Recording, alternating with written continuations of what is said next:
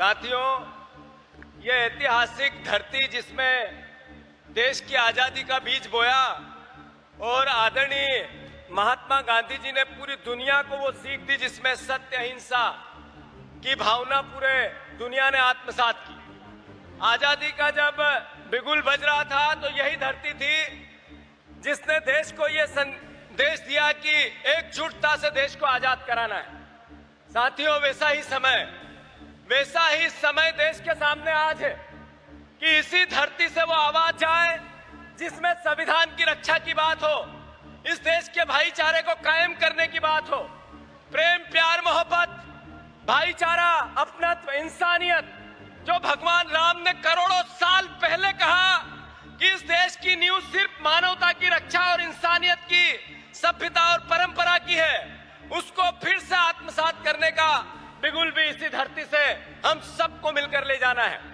साथियों, हमें गर्व महसूस होना चाहिए कि हमारे नेता राहुल गांधी जी, जिन्होंने कहा कि इस देश में नोटबंदी लाओगे अर्थव्यवस्था क्रैश हो जाएगी, और वैसा हुआ। हमारे नेता ने कहा कि ये देश में जो कोविड आ रहा है ये हवाई जहाज के रास्ते से आ रहा है, लोग मर जाएंगे। करोड़ों लोग मर गए पर नरेंद्र मोदी बीजेपी एक नहीं सुनी। हमारे नेता ने देश को हर समय उस समय आवाज दी जिस समय देश को आवश्यकता थी कि देश संकट में है, पर यह अहंकारी सरकार ने एक नहीं सुनी, नरेंद्र मोदी ने एक नहीं सुनी। उनकी मजाक उड़ाई इस मीडिया ने और सहयोग किया आरएसएस ने, पर सच आखिरी में राहुल गांधी जी का था, वो जीता। मैं भैया 2 मिनट लूंगा। सच आखिरी में राहुल गांधी जी का था, वो जीता।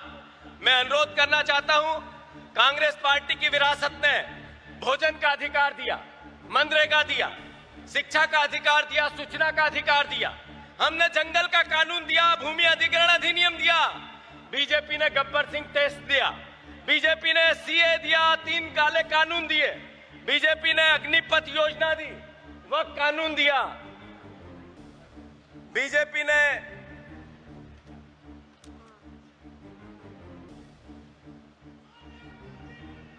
सोनिया गांधी, खड़गे जी, तो बीजेपी ने जो कानून लेके आई उसमें देश में विध्वस्त हुआ, अराजकता हुई, हमारे देश के नागरिकों में डर पनपा। साथियों, हम सबकी जवाबदेही है इससे लड़ने की। मैं अंत में सभी नेता जो मंच पे बैठे हैं और सभी यहाँ उपस्थित एआईसीसी के जितने मेंबरान हैं, मैं एक बहुत दिल से आप सबसे आग्रह करना चाहता हूं। अंतिम बात, आरएसएस देश में और दुनिया में यह कहती है कि हम एक सामाजिक सांस्कृतिक एक संघ है।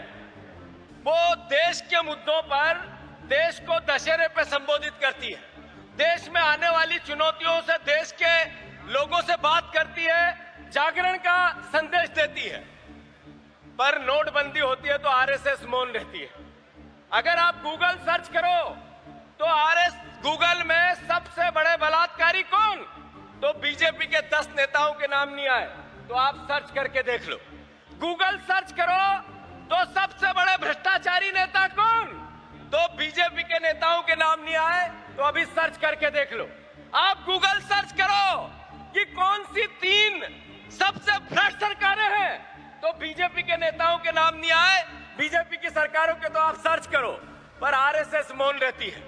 जिन नेताओं का दिमाग में ये है कि आरएसएस का विरोध करने से डर है, तो वो फिर मोदी को नहीं हरा सकते। नरेंद्र मोदी, बीजेपी, आरएसएस एक है, और आरएसएस सामाजिक सांस्कृतिक संघ नहीं है, राजनीतिक सामाजिक संगठन है। उससे उसी तरीके से लड़ो, डरो मत। अगर आप आरएसएस से मुकाबला नहीं करोगे तो बीजेपी की विचारधारा को नहीं हरा सकते। संकल्प लो सब एक साथ एकजुट होकर कि हम संघ, बीजेपी और मोदी तीनों के खिलाफ संघर्ष करेंगे। मुझे आप सबने बोलने का अवसर दिया, माफी चाहते हुए धन्यवाद। भारत माता की जय।